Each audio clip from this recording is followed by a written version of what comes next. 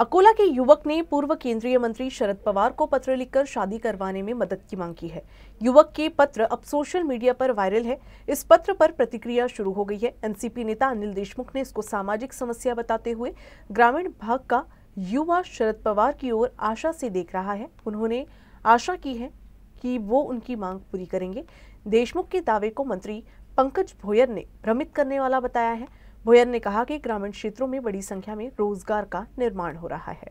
ज्या पद्धतीनं मुलांनी मुलींचं प्रमाण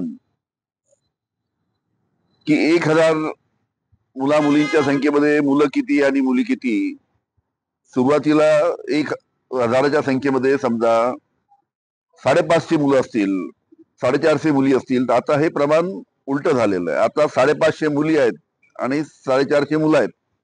त्याच्यामुळे अनेक प्रगत राज्यामध्ये सुद्धा किंवा अनेक प्रगत जिल्ह्यामध्ये सुद्धा मुलींची संख्या मुलांपेक्षा जास्ती आहे.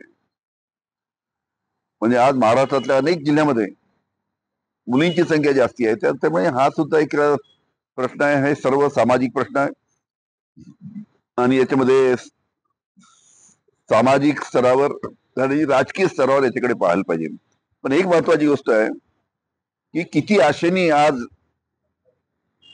महाराष्ट्रातील तरुण असो, सर्व महाराष्ट्रातील जनता किती आशेने शरद पवार साहेबांकडे पाहत आहेत, ही अतिशय महत्वाची गोष्ट आहे. म्हणजे पवार साहेबांना आपण सांगितलं नक्की पवार साहेब याच्यामध्ये आपल्याला सहकार्य करतील, मदत करतील, या आशेने विचाराने त्यांनी पत्र लिहिलेलं आहे. आपण जर स्टॅटिस्टिक्स आणि ग्राफ बघितला तर मोठ्या प्रमाणावर रोजगारांच्या संधी ह्या आता उपलब्ध तरुणांना त्या ठिकाणी होतात. स्टार्टअपच्या माध्यमातून अनेक तरुण आपला नवीन उद्योग त्या ठिकाणी निर्माण करत आहेत. नवीन नवीन उद्योग हे विदर्भामध्ये, विशेष करून महाराष्ट्रामध्ये, विदर्भामध्ये येत आहेत. त्याच्यामुळे मोठ्या प्रमाणात रोजगार निर्मिती ह्या ठिकाणी झालेली आहे. म्हणून माननीय अनिल देशमुख साहेबांनी जे म्हणणं ह्या ठिकाणी दिशाभूल करणार आहे. आता मी माझं स्वतःचं जर का उदाहरण सांगितलं तर मी नोकरीवर देखील होतो आणि उद्योगात देखील होतो. परंतु माझं लग्न फायनल होत नव्हतं कारण माझ्या नावावर शेती नव्हती.